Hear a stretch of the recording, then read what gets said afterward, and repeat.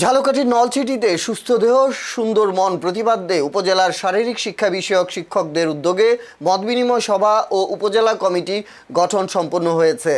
শনিবার ৮ August Nalchity girls school and college অডিটোরিয়ামে এ সভার আয়োজন করা হয়। এতে উপস্থিত শিক্ষকদের সর্বসম্মতিক্রমে নলছিটি উপজেলা শারীরিক শিক্ষা শিক্ষক ফোরাম এর নতুন কমিটি ঘোষণা করা হয়। এতে বিজি ইউনিয়ন মাধ্যমিক বিদ্যালয়ের শিক্ষক রফিকুল ইসলামকে সভাপতি এবং শঙ্করপাশা মাধ্যমিক বিদ্যালয়ের শিক্ষক দুলাল হোসেন তালুকদারকে সাধারণ সম্পাদক নির্বাচিত করা হয়।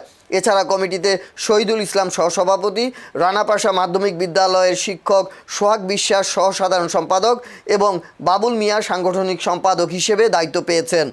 নবনির্বাচিত কমিটির নেতৃবৃন্দ জানান, উপজেলায় শারীরিক শিক্ষার মান উন্নয়ন, শিক্ষক সমাজের কল্যাণ এবং শিক্ষার্থীদের খেলাধুলা ও ক্রীড়া চর্চায় উৎসাহিত করতে তারা ঐক্যবদ্ধভাবে কাজ করে যাবেন।